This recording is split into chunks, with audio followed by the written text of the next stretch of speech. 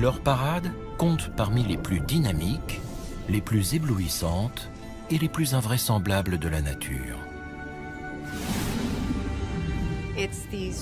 Il y a des fusées, des explosions d'étincelles et des projections de fumée bleue.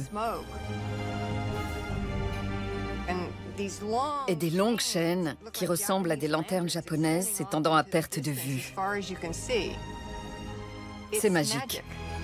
Certains clignotent, certains étincellent. D'autres se contentent de luire.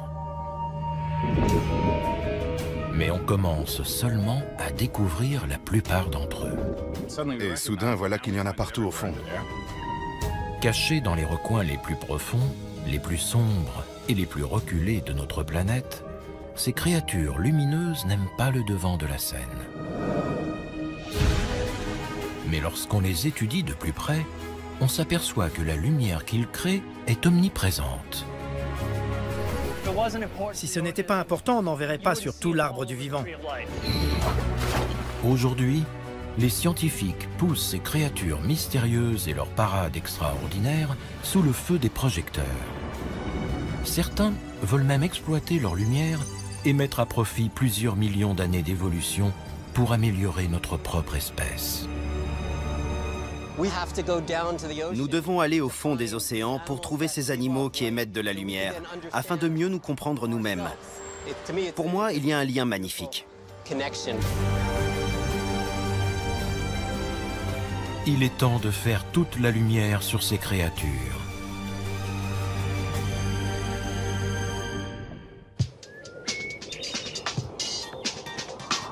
C'est un des ingrédients de base de la vie. Nous absorbons son énergie, nos horloges sont réglées dessus, nous en avons besoin pour voir.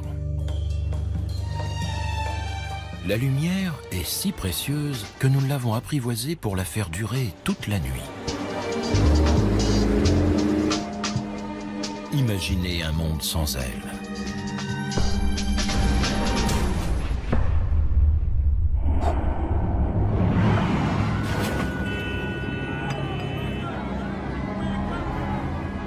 Mais tandis que nous maudissons l'obscurité, des milliers d'espèces ont développé une réponse plus éclairée.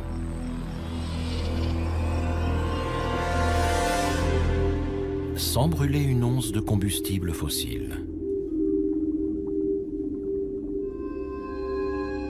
On appelle ça la bioluminescence, la lumière vivante.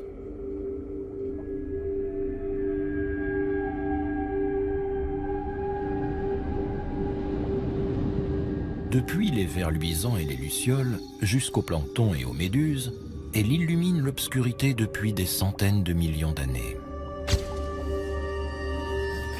La bioluminescence éclabousse à peu près tout l'arbre du vivant. Elle est partout. Vous voulez survivre dans le noir? Faites de la lumière. Sur la terre ferme, l'obscurité ne règne que la nuit. Et seules quelques espèces ont développé des organes luminescents.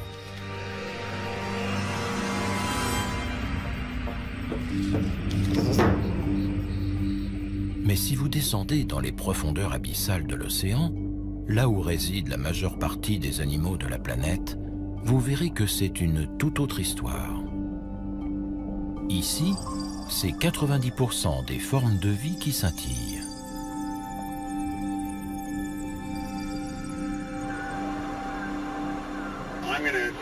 Je vais m'éloigner du mur et me diriger vers le large. Surface, surface, ici Nadir. Notre profondeur actuelle approche les 100 mètres. Équipement de survie, OK. C'est pour cette raison que des chercheurs du Muséum américain d'histoire naturelle explorent les grands fonds de l'océan Pacifique Sud en quête de nouvelles créatures luminescentes. Je mets le moteur en marche.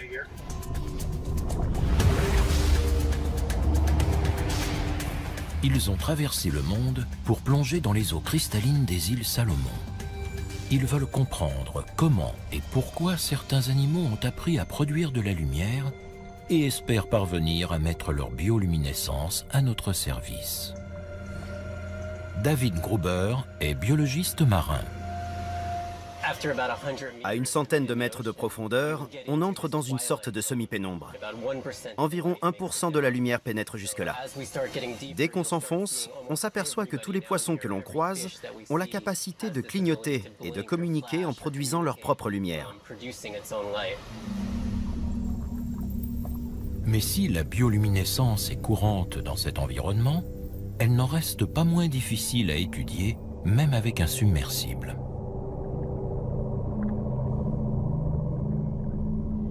L'eau est trop sombre, les distances sont trop grandes et la lumière qu'émettent les animaux est trop imprévisible. Les conditions de travail sont déjà pénibles pour des biologistes marins, mais pour un neurobiologiste comme Vincent Piribone, c'est encore plus déstabilisant. Moi, je suis un rat de laboratoire, donc je dois avouer que c'est vraiment effrayant pour moi d'être ici. J'essaie de conserver mon sang-froid et de me concentrer sur la mission, sans trop penser au fait que j'ai plusieurs tonnes d'eau au-dessus de moi en ce moment. Je suis là pour la science, alors je continue.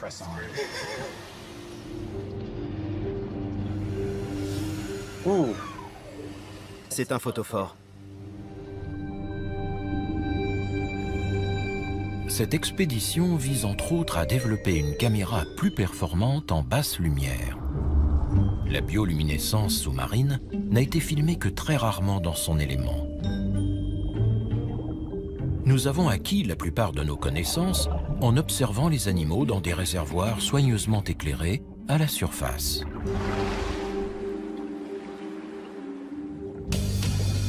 Le célèbre poisson pêcheur, par exemple, avec son appât lumineux.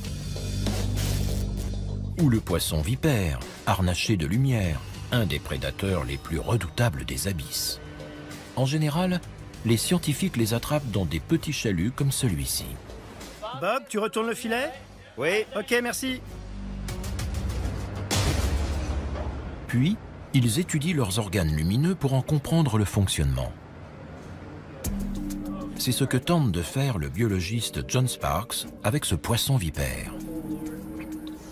Ils ont beau être très féroces, ils sont relativement petits. Ça, c'est un monstre pour cette espèce.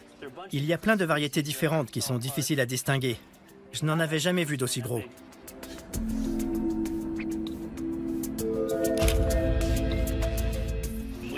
On en sait encore si peu. C'est frustrant. Il faut remonter les organismes en vie, c'est difficile. Et il faut photographier suffisamment d'espèces pour que ça ait du sens.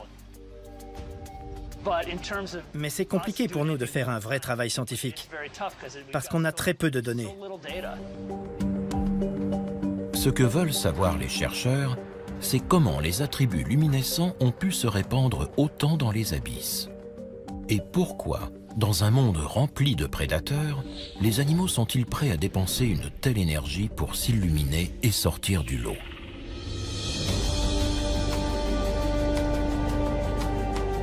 Eddie Weider est biologiste marin et elle s'intéresse à ces questions depuis plusieurs décennies. Spécialiste de la lumière vivante, elle a été l'une des premières à l'étudier sous l'eau. J'aimerais pouvoir décrire comment c'est en bas, pour permettre aux gens de le ressentir de la même manière que moi. Il y a des fusées, des explosions d'étincelles, et des projections de fumée bleue, et des longues chaînes de siphonophores, qui sont comme des chaînes de méduses, et qui ressemblent à des lanternes japonaises s'étendant à perte de vue. C'est magique.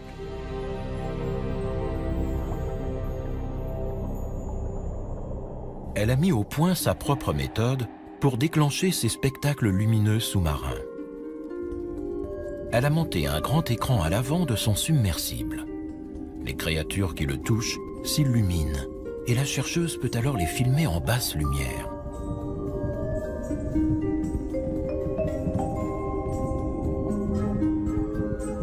Au fil des ans, ce dispositif ingénieux a contribué à lever le voile sur certains des habitants les plus étranges des abysses. depuis les méduses jusqu'aux holothuries.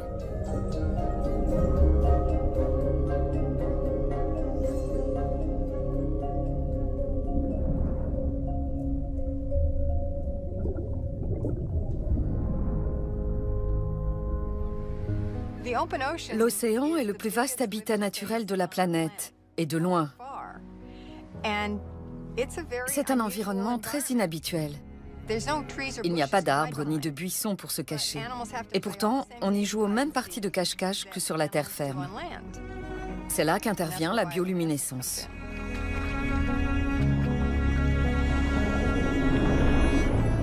Dans ces profondeurs obscures, la lumière semble jouer un rôle essentiel. Et les êtres vivants ont appris à l'utiliser de différentes façons et pour différentes raisons.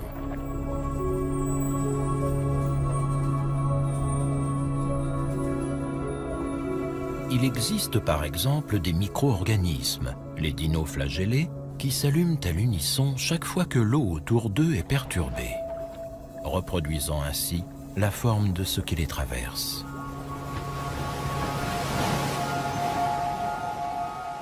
Ce spectacle inoubliable est réservé à quelques élus.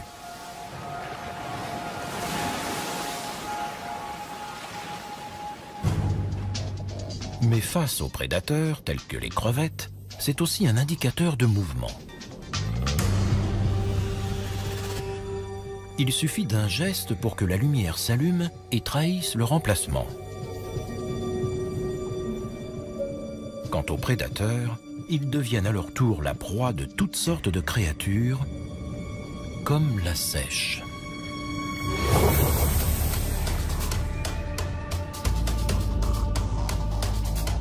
Certaines crevettes possèdent cependant leur propre mécanisme de défense lumineuse.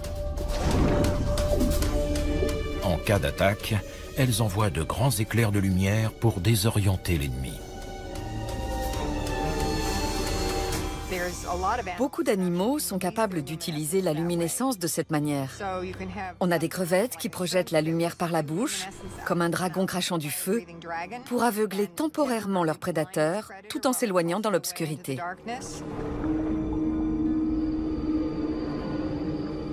Plutôt que d'aveugler leurs prédateurs, une grande variété d'animaux marins, depuis les calmars jusqu'aux requins, utilisent la lumière pour se dissimuler. On appelle ça la contre-illumination. Ça peut paraître illogique, mais il faut visualiser la façon dont les poissons qui nagent à proximité de la surface apparaissent aux yeux des prédateurs qui rôdent en dessous d'eux. Leur silhouette se détache en contre-jour sur la lumière du soleil ou de la lune.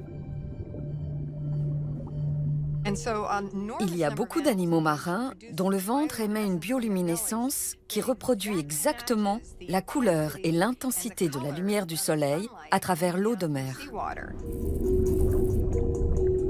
Dès qu'il est dans la lumière, l'animal disparaît.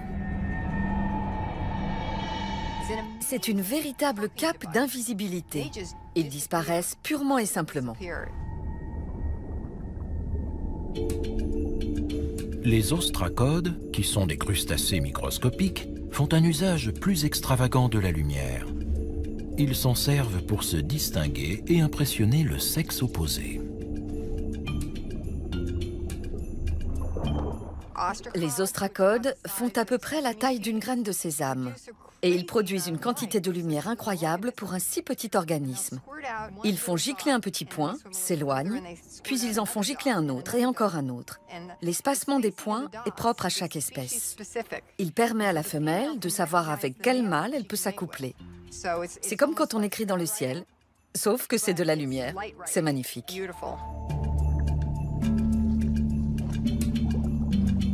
Mais la lumière ne sert pas qu'à séduire. De nombreux poissons l'utilisent pour se nourrir. C'est le cas d'une créature bioluminescente particulièrement célèbre.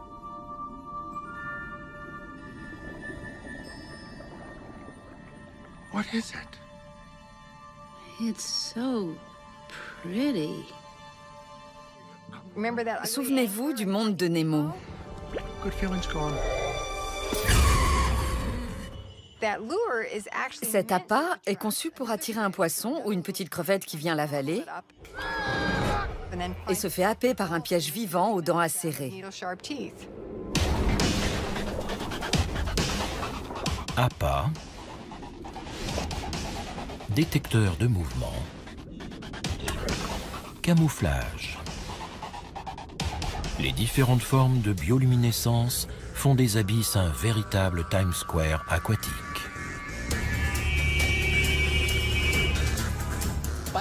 La bioluminescence était un outil disponible, et on s'est dit, on pourrait en faire ceci ou cela. Ils s'en servent pour trouver de la nourriture, pour ne pas être mangés, pour séduire, et enfin pour communiquer. Tout comme ces signaux communiquent avec nous.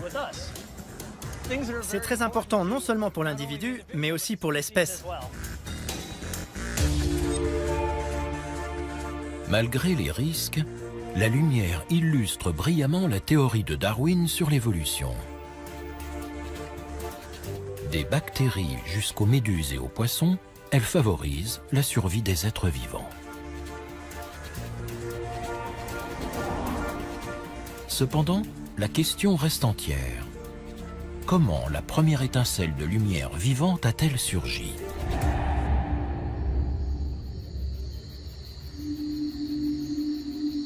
Pour le savoir, les scientifiques se sont tournés vers un autre groupe de créatures bioluminescentes, à la fois plus familier et plus facile à étudier.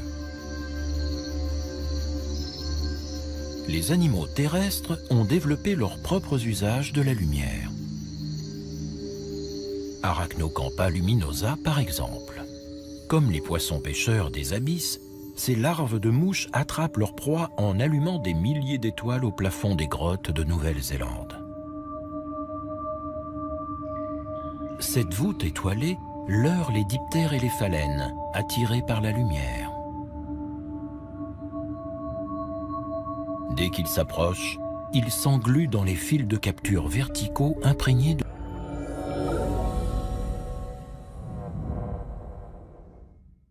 mucus.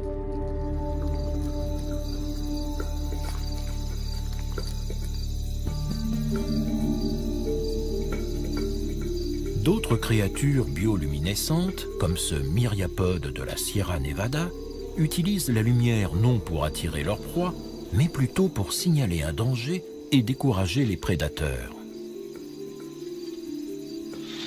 Le mille-pattes sécrète du cyanure.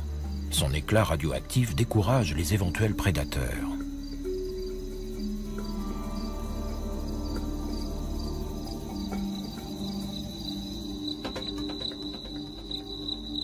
Et puis, il y a une parade qui nous est tout à fait familière.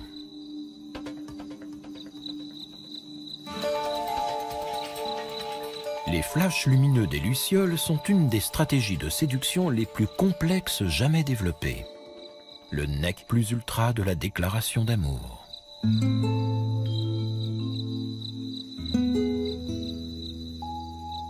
Les lucioles mâles déclenchent une réaction chimique dans leur abdomen qui leur permet de s'allumer et de s'éteindre à volonté. Si tout se passe bien, la femelle répond en s'allumant à son tour.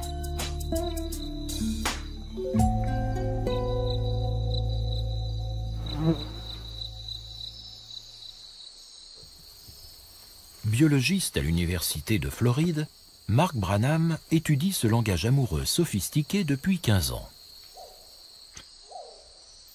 C'est comme déchiffrer un code. Un code secret en 2 parties. Quand on étudie soigneusement la séquence de ces flashs, on retrouve des caractéristiques normalisées. Ce sont sans doute les éléments du signal qui disent « J'appartiens à l'espèce suivante ». L'une des 2000 espèces que compte la famille des lucioles, qui sont en fait des coléoptères.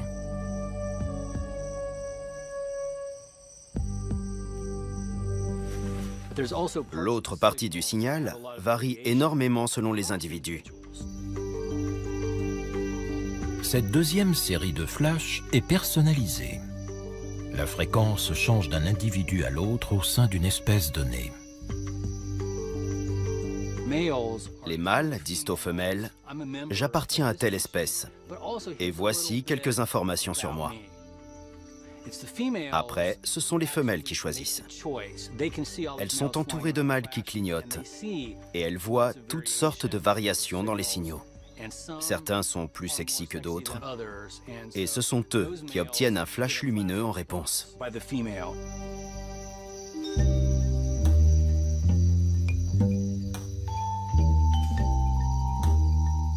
Grâce à leurs yeux énormes, façonnés au fil du temps pour détecter la moindre trace de lumière, le mâle voit la réponse et localise ainsi la femelle. Il lui envoie à nouveau un signal, elle lui répond, et ils échangent ainsi jusqu'à ce que le mâle détermine sa position exacte et vienne se poser à côté d'elle. C'est la Saint-Valentin. C'est le même principe que les oiseaux qui font la roue ou qui chantent et croassent. Pour optimiser ses chances en matière de reproduction, il faut sortir du lot. Et la lumière est un excellent moyen d'aller droit au but. On ne peut pas rater un flash par une chaude nuit d'été.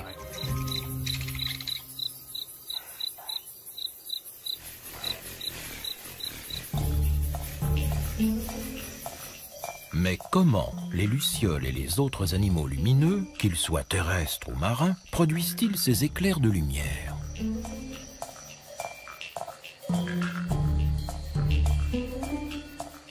Les coléoptères luminescents ont été les premiers à nous éclairer sur la question.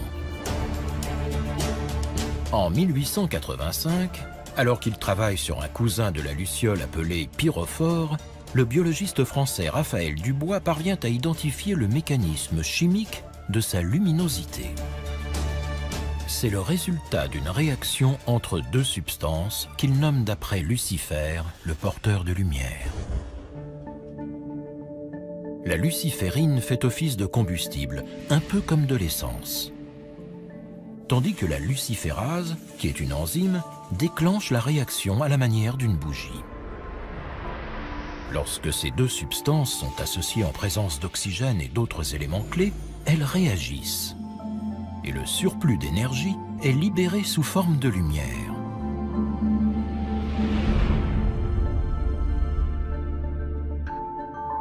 Depuis un siècle, ce mécanisme d'émission lumineuse a été retrouvé un peu partout dans le monde naturel, sur Terre et sous les mers. C'est dire si ces ingrédients sont facilement accessibles.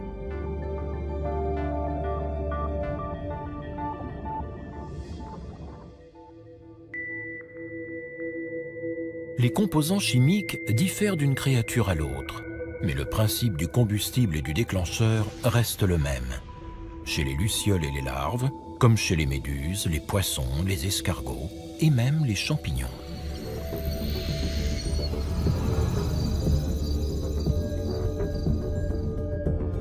C'est un phénomène si courant qu'il a évolué indépendamment sur différentes branches de l'arbre phylogénétique à plus de 40 reprises.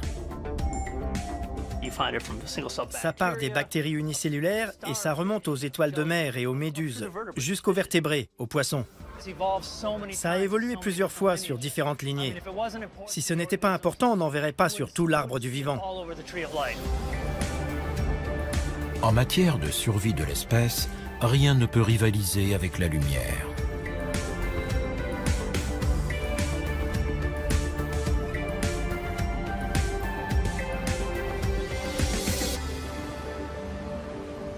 Mais il existe plusieurs variétés de lumière vivante. Dans les îles Salomon, les chercheurs du Muséum américain d'histoire naturelle se préparent à l'étudier sous une autre forme.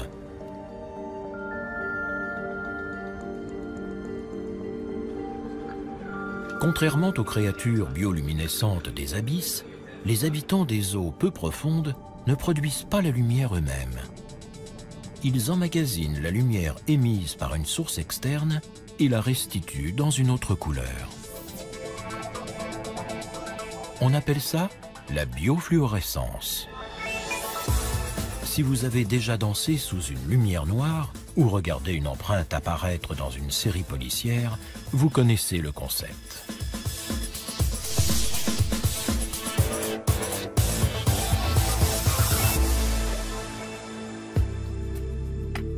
Les substances chimiques fluorescentes ont une façon particulière d'absorber la lumière. Au niveau atomique, la lumière éjecte les électrons sur des orbites plus énergétiques autour du noyau. Lorsqu'ils regagnent leur orbite d'origine, quelques milliardièmes de secondes plus tard, les électrons fluorescent. Ils réémettent la lumière à un niveau d'énergie plus faible, produisant ainsi une couleur différente. Les animaux fluorescents fonctionnent de la même manière. Sauf que ces composants chimiques, en général des protéines fluorescentes, sont présents dans leur peau et d'autres tissus. La biofluorescence est une propriété étrange. Ces animaux ne produisent pas de lumière. On leur envoie une lumière d'une couleur et ils en produisent une autre. C'est un phénomène rare. Contrairement à la bioluminescence, la biofluorescence nécessite la réunion de certaines conditions pour avoir lieu dans la nature. Pour commencer, elle a besoin de la lumière du soleil. Mais pas telle que nous la connaissons à la surface. Lorsqu'elle touche le sol, la lumière du soleil contient toutes les couleurs de l'arc-en-ciel, comme on peut le voir en l'observant à travers un prisme.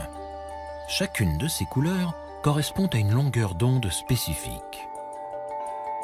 Mais dès que la lumière entre dans l'eau, les choses se corsent. L'eau agit comme un filtre et les différentes longueurs d'onde n'y pénètrent pas toutes à la même profondeur. Les grandes longueurs d'onde, comme les rouges et les oranges, sont les premières à disparaître. Puis les jaunes et les verts. Pour finir avec un océan de bleu. Cette lumière d'un bleu très pur est le déclencheur idéal de la fluorescence. Ils prennent la lumière bleue qui leur parvient dans l'océan et la convertissent en vert et en rouge. C'est ce qui leur donne cette couleur, ce contraste.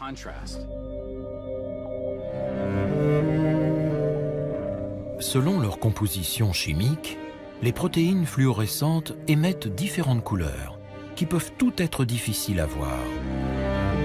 Des filtres spéciaux sont nécessaires pour empêcher la lumière visible de les camoufler.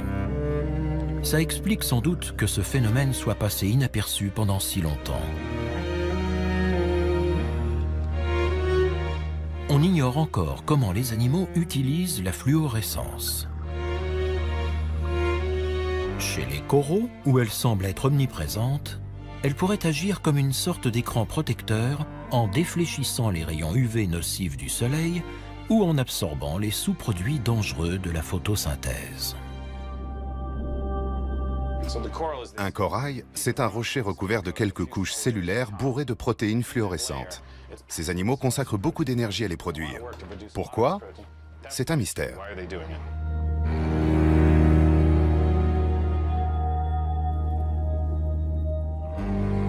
On a longtemps pensé que la fluorescence n'existait que chez les coraux et chez certaines méduses. Mais des études récentes montrent qu'elle est sans doute beaucoup plus répandue. Et en 2012, alors qu'il filme une mosaïque de coraux fluorescents dans les îles Caïmans, David Gruber et John Sparks font une incroyable découverte. Il était 10 heures du soir et on plongeait sur le mur de corail à environ 25 mètres de profondeur. On prenait plein de photos du récif corallien pour pouvoir faire un montage. Et cette nuit-là, quand on est revenu au laboratoire et qu'on a observé les clichés, on a découvert une énorme anguille fluorescente sur une des photos.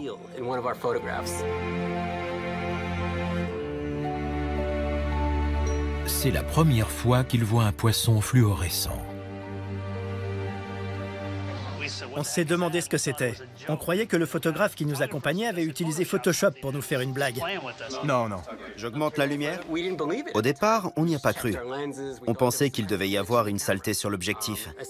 En fait, il y avait une anguille fluorescente qui s'était incrustée sur notre photo. Je m'approche d'eux. L'anguille leur ouvre les portes d'un nouveau monde. Ça continue à s'allumer. Armés de lumière bleue et de filtres jaunes, ils commencent par traquer la fluorescence près de chez eux, dans les aquariums. Ah, lui là. et ils la découvrent partout, tout le long de la chaîne alimentaire. Non, regardez ça. Chez les hippocampes, les raies et même certains requins. Ah, pas mal. T'as filmé le requin? Qu'est-ce qu'il brillait? Autant de créatures qui cachaient leur véritable couleur. C'est fluorescent, on le voit d'ici. On se demande comment on a pu passer à côté de ça. Tout ce qu'on voit, c'est un poisson coloré. Pour savoir qu'il est fluorescent, il faut se poser la question, mais quand on commence à chercher, c'est partout.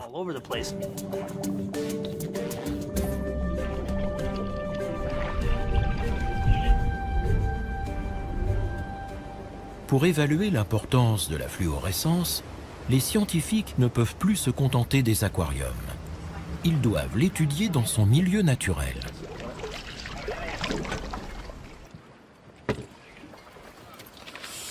C'en est plein. J'ai coupé un morceau de récif. Ces petites créatures sont des blennies.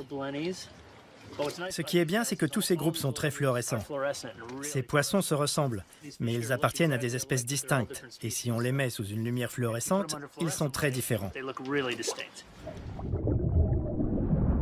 Dans le bleu monotone des profondeurs sous-marines, les taches et les rayures fluorescentes sont peut-être comme des codes-barres qui indiquent en secret l'identité de leurs propriétaires à d'éventuels partenaires.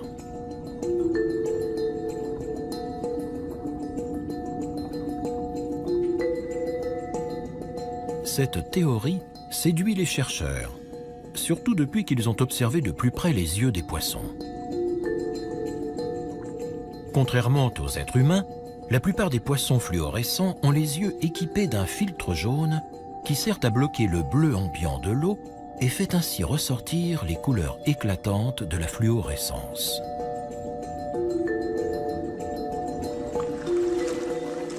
Ce monde qui nous était invisible serait donc flagrant pour les poissons.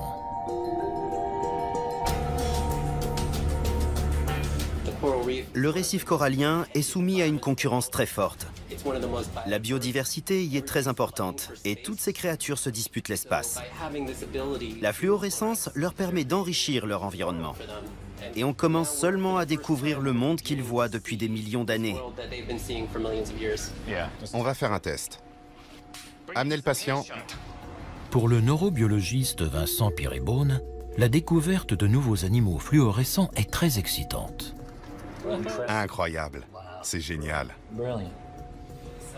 Il s'intéresse en particulier aux protéines qui font fluorescer les poissons. Il espère s'en servir pour tracer des cellules nerveuses vivantes afin de cartographier le cerveau humain.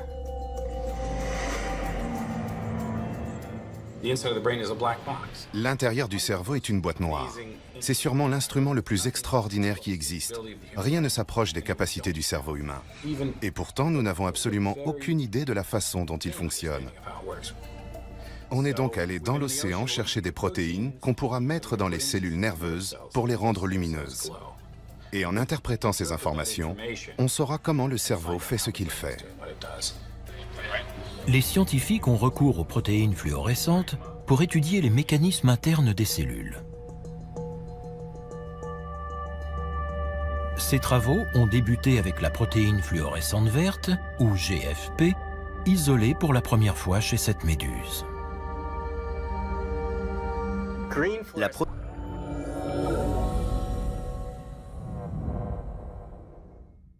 protéine fluorescente verte est comme un petit réflecteur de vélo qu'on peut attacher à n'importe quelle protéine. Et ensuite, on observe en temps réel les mouvements de cette protéine dans la cellule vivante.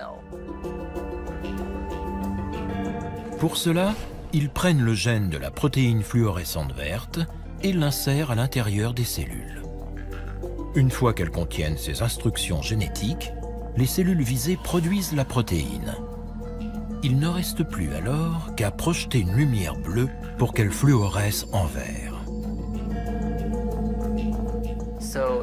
Ça a révolutionné notre capacité à observer l'intérieur de cellules vivantes au niveau protéique. récompensée par un prix Nobel de chimie, la découverte des GFP nous permet de mieux comprendre comment le cancer se propage. Ici, des cellules malignes circulant dans les vaisseaux sanguins. Ou encore, comment les virus infectent l'organisme et se multiplient. Ici, le VIH, le virus du sida, passant d'une cellule à l'autre. Les chercheurs peuvent même attacher des GFP à des gènes de virus résistants et les placer dans l'ADN de souris et de chats afin d'évaluer l'efficacité d'un traitement contre le sida, créant ainsi des animaux entièrement fluorescents. La GFP est une découverte magnifique qui fait apparaître les cellules en vert. En gros, ça permet de voir l'invisible. Depuis, les GFP ont été manipulés pour fluorescer dans d'autres couleurs. Ainsi, on peut suivre différentes cellules simultanément. Très vert. Oui, très vert, c'est superbe. Et ce n'est pas tout. Explorant les abysses en quête de nouvelles protéines fluorescentes, les scientifiques ont trouvé diverses couleurs du spectre lumineux.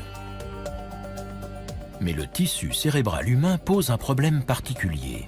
Il est très dense et aucune des couleurs découvertes jusqu'à présent ne peut facilement le traverser. Les neurobiologistes cherchent donc des couleurs avec une longueur d'onde supérieure, comme le rouge lointain et l'infrarouge. Les rouges sont un peu mieux, ils vont plus loin. Mais l'infrarouge traverse tout le tissu. En neurobiologie, notre but ultime a toujours été de trouver un rouge le plus lointain possible. Exactement, je l'ai. Il faut absolument qu'on sorte ces trucs de l'eau. Il n'y a qu'ici qu'on en a découvert. Alors on revient chercher d'autres couleurs et d'autres intensités. C'est notre mission. Pour trouver ces créatures lumineuses, les chercheurs plongent de nuit quand aucune lumière naturelle ne perturbe leur vision. On part prélever des échantillons. On cherche de la biofluorescence quelque part dans le récif. On va utiliser cette caméra.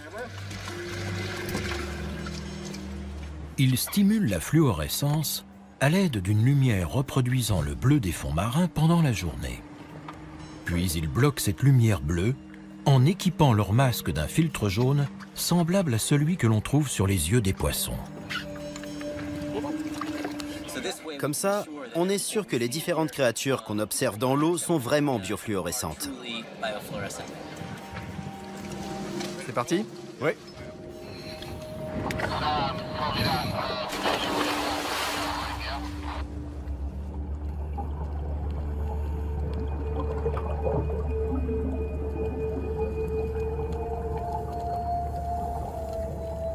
Les plongeurs doivent descendre à environ 30 mètres de profondeur pour atteindre cette zone particulière baignée de bleu pendant la journée. C'est le meilleur endroit pour trouver des animaux fluorescents.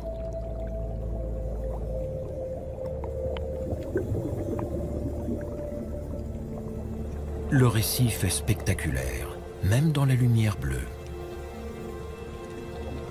Mais lorsqu'on l'observe à travers un filtre jaune, un autre monde surgit.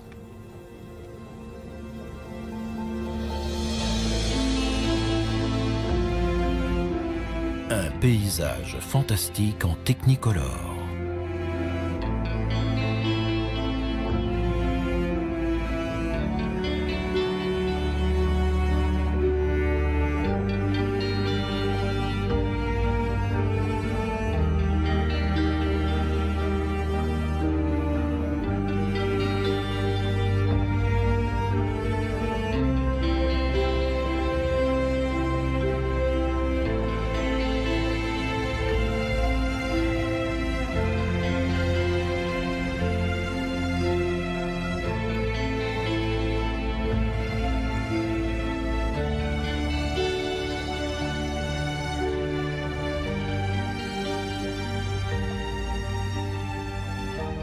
Vincent Piribone et David Gruber cherchent de nouvelles sources de fluorescence. On observe attentivement le récif et on voit quelque chose. Tout est noir, sauf ces animaux qui restituent la lumière. Coraux, crinoïdes, anémones, poissons, tous restituent la lumière. Je n'ai qu'à prélever un petit morceau de chaque animal pour séquencer tout son génome et obtenir les informations génétiques dont j'ai besoin.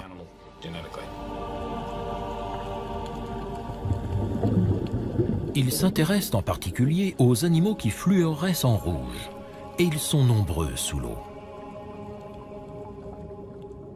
Mais ils ne sont pas tous utilisables. Pour produire cette couleur rouge, certains ont recours à une combinaison de protéines qui rend l'observation du cerveau trop compliquée.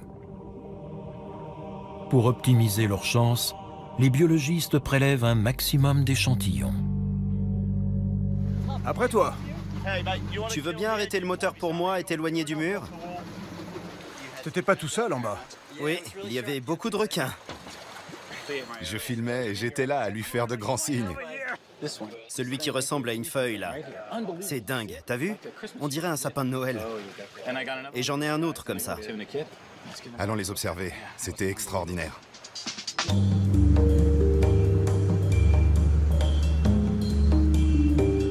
Dans le laboratoire du bateau, ils examinent anxieusement leur butin. Là encore, ils reproduisent le bleu de l'océan avec une lumière spéciale et utilisent un filtre jaune. Ça, c'est quoi? Un corail mou? T'es sûr qu'ils sont fluorescents? Oui. Alors, voyons un peu ça. Oh là là, c'est très joli. Les éléments les plus prometteurs sont étudiés au microscope. C'est quoi? C'est fou! C'est un corail? Non, c'est juste une partie. J'aimerais que ce bateau arrête de tanguer. Envoyez un message radio. Dites-leur d'immobiliser le bateau. Les échantillons collectés ne s'avèrent pas toujours fluorescents. Rien. C'est pas du tout fluorescent. Non. Non, pas du tout. Ils isolent cependant plusieurs spécimens verts intéressants et les prennent soigneusement en photo avant de les congeler.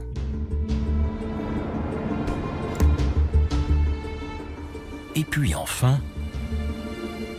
Ça y est. Du rouge. C'est magnifique.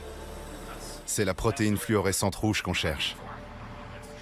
Quand on l'éclaire avec une lumière bleue, on obtient une lumière rouge. C'est le principe de la fluorescence. Regardez. Elle est en feu. Ils vont devoir attendre d'être de retour sur la terre ferme pour tenter d'isoler cette protéine fluorescente rouge. Et même s'ils y parviennent, rien ne prouve qu'ils puissent en faire des sondes pour étudier le cerveau. Je suis tout excité là. Regarde ça. C'est pas incroyable? Mais pour l'instant, ils ne s'autorisent pas à espérer plus. La science doit aller de l'avant.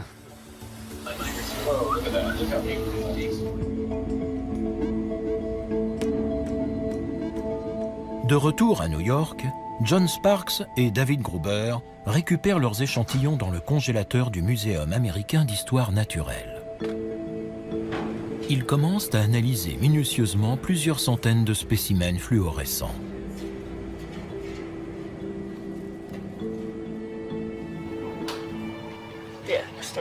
Depuis la découverte de la première anguille, il y a à peine quelques années, les scientifiques ont répertorié plus de 200 espèces de poissons fluorescents.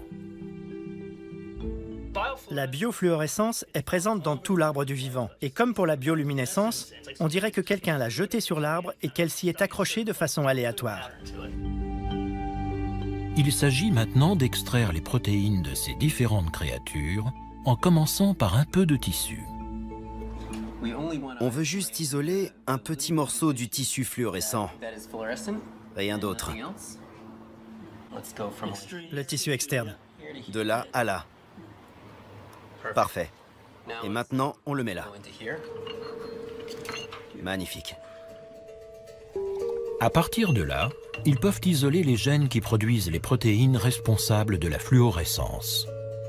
Les échantillons les plus prometteurs sont aussitôt transmis à Vincent Piribone. C'est comme ça que les plaques doivent être réparties. Il faut bien les séparer. À Yale, le neurobiologiste et ses collègues s'efforcent d'en faire des outils pour mieux comprendre le cerveau. Grâce à une manipulation génétique, ils fusionnent les protéines fluorescentes avec d'autres protéines sensibles au voltage, le langage des cellules cérébrales. Il y en a pour 1 heure. Ok. C'est ce qu'ils ont fait récemment avec la protéine fluorescente verte et un cerveau de drosophile moins dense que le nôtre. Il nous faut une protéine qui change rapidement d'intensité, clair, sombre, pour suivre la succession rapide des signaux électriques dans la cellule. Cette protéine lumineuse sensible au voltage a alors été administrée à une mouche. On peut maintenant observer son cerveau à l'aide d'un microscope spécial pendant qu'elle réfléchit. Chaque fois qu'un neurone décharge, le voltage change et l'intensité de la luminosité aussi. Je dois avouer que c'est très excitant d'être là et de pouvoir observer le cerveau d'un être vivant fonctionner en temps réel.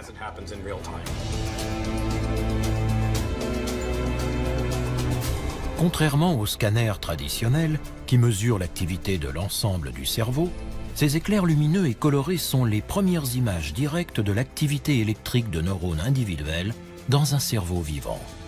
La base de tout comportement. Là, c'est une mouche qui découvre une nouvelle odeur, qui s'endort, qui s'éveille. Jusqu'à présent, les scientifiques n'ont pu visualiser qu'une poignée de neurones, très loin des 86 milliards qui font fonctionner le cerveau humain. Mais selon Vincent Peerybone, c'est une avancée conséquente pour comprendre comment notre cerveau gouverne nos actes et conditionne nos pensées. L'activité des cellules nerveuses détermine la conscience, la mémoire, le comportement, la personnalité. Tout ce qu'on fait découle de là. Ne pas comprendre ça, c'est un crime. Aujourd'hui, grâce à ces sondes, on va pouvoir enregistrer chaque neurone.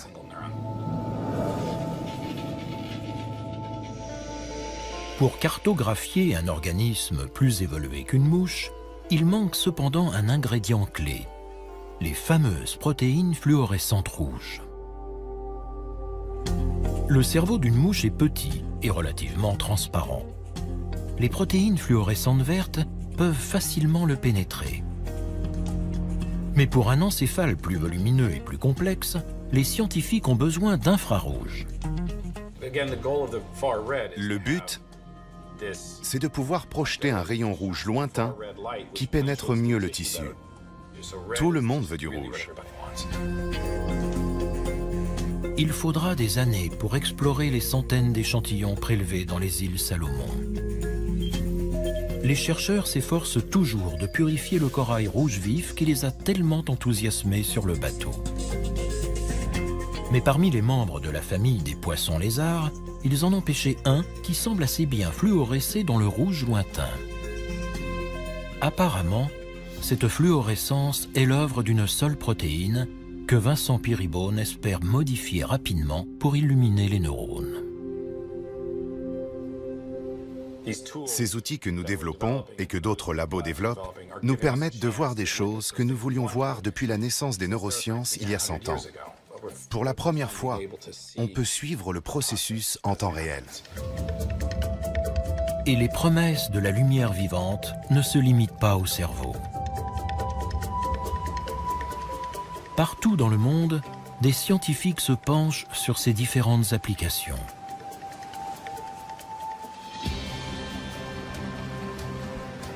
En Floride, Eddie Weider utilise des bactéries bioluminescentes pour mettre en évidence la pollution.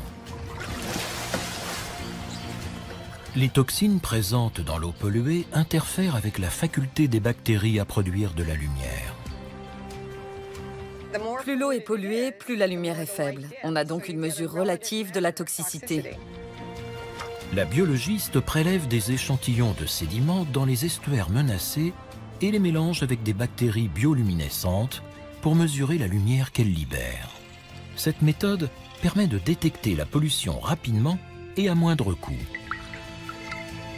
d'autres chercheurs ont modifié des gènes de lucioles dans l'espoir de créer des arbres bioluminescents qui éclaireront peut-être nos villes un jour. Un autre laboratoire a utilisé des bactéries marines pour produire un éclairage sans électricité.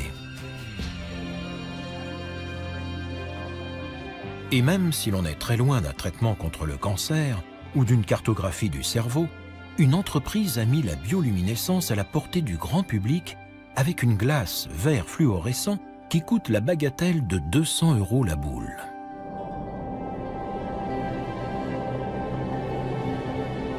Quant à Vincent Peerybone, David Gruber et John Sparks, ils prévoient déjà un nouveau voyage dans le Pacifique Sud et dans d'autres coins reculés de notre planète, en quête d'animaux lumineux, à la fois bioluminescents et biofluorescents.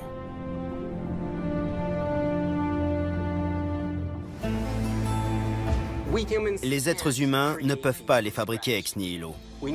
Nous avons besoin de ces coraux et de ces poissons pour trouver les molécules qui nous permettront d'éclairer les mécanismes internes de notre corps. Je trouve ça incroyablement génial. Nous commençons seulement à découvrir les lumières cachées de ce monde mystérieux. Qui sait quelles splendeurs éblouissantes nous attendent encore? Mais grâce à ces incroyables créatures, notre espèce semble désormais promise à un brillant avenir.